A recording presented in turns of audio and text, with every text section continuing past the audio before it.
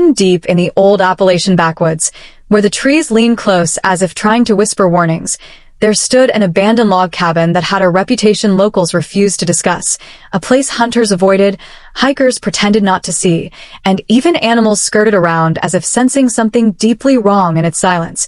But for Erin Myers, a 27-year-old travel vlogger chasing forgotten locations, the cabin was exactly the kind of content her growing audience loved, especially the kind with mystery, urban legends, and a whiff of danger, though she'd soon understand that some places prefer to stay forgotten. Erin had planned the trip as a solo weekend getaway, carrying her camera, drone, flashlight, and sleeping bag in her backpack as she trekked 3 miles off the marked trail, following nothing but an old map an elderly gas station attendant reluctantly sold to her. He had warned her not to spend the night in the woods and definitely not near the cabin, mumbling something about quiet screams and the ones who listen. But Erin assumed it was just a local trying to scare an outsider. When she finally emerged into a small clearing, she saw the cabin exactly as the rumors described it, leaning slightly to the left, its roof sagging, its windows dark and lifeless, its porch swallowed by overgrown vines. But what caught her off guard was the unnatural stillness of the place. No wind, no rustling, no birds, nothing but a suffocating quiet that pressed against her ears like invisible hands. She dismissed the feeling with a shaky laugh, lifted her camera, and started recording, describing the eerie silence as part of the authentic creep factor, even though the silence felt heavy enough to choke on. Inside, the cabin smelled of dust and cold rot, but it was surprisingly intact. Furniture still in place, chairs pushed neatly under the table, blankets folded, a rusted kettle by the sink as if someone once lived here and walked out mid-morning without taking anything. Erin explored the bedroom, the pantry, the tiny loft, documenting every corner while her viewers would later comment about odd shadows moving behind her when she wasn't looking, though she didn't notice anything unusual at the time. As the sun dipped, she built a small fire outside, cooked noodles, and read comments from her last video until the woods grew too dark to see, and that's when she realized the forest hadn't made a single sound since she arrived. Not a cricket, not a squirrel. Nothing, just that crushing, heavy quiet that wrapped around the cabin like a shroud. She tried to shrug it off and went inside for the night, unrolling her sleeping bag beside the fireplace, but as she lay down, she heard the first sound she'd heard in hours, a faint exhale behind her, so soft she thought it was her imagination, but when she sat up, the room was empty. She told herself it was old wood settling, but when it happened again, this time a slow, shaky breath, like someone standing directly behind her, she spun around and caught a glimpse of something retreating into the hallway, a shadow, long and thin, gliding without sound, without footsteps, without form.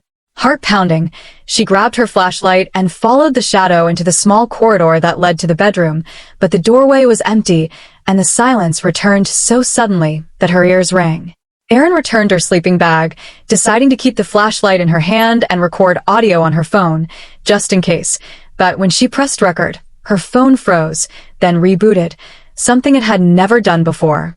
Around 1 a.m., she woke to the unmistakable creak of the front door opening slowly, painfully, inch by inch, as if someone were pushing it with deliberate slowness. She held her breath, trying not to make a sound, but the door stopped halfway, and she heard footsteps. Light, soft, dragging, as if something was exploring the cabin. The steps paused outside the bedroom door, and then she heard it, a breath so close it stirred strands of her hair, followed by a whisper that froze her blood. "S-H-H-H." Erin's hands trembled as she reached for her flashlight, but before she could turn it on, a cold, skeletal hand slid across her shoulder. She screamed and rolled away, aiming the flashlight at the doorway, only to see nothing but dust swirling in the beam of light. Shaking, sweating, she decided she couldn't spend another second inside the cabin. She stuffed her gear into her bag and stepped outside into the freezing night, her breath frosting in the air, the forest still silent. But as she took her first step toward the trail, every tree seemed to lean inward, as if listening. She started walking quickly, then faster, then almost running, but the silence followed her, thick, absolute, and with it came whispers, faint at first, then louder, all around her, though she couldn't make out the words. When she glanced back, she wished she hadn't.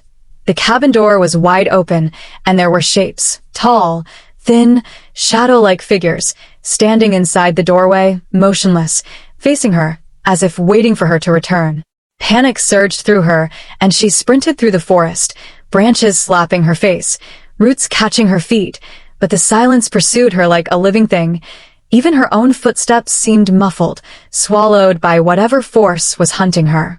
After what felt like hours, she finally stumbled onto the marked trail, the first sign of normalcy, and the moment her foot touched the path, sound returned. The chirping of crickets, the rustle of leaves, even the wind, as if she had burst out of some sealed, suffocating bubble. She didn't stop running until she reached her car, her lungs burning, her hands shaking uncontrollably. She drove straight to the nearest motel, locked the door, and sobbed until dawn. She checked her camera footage the next morning, and her heart nearly stopped when she saw what it captured.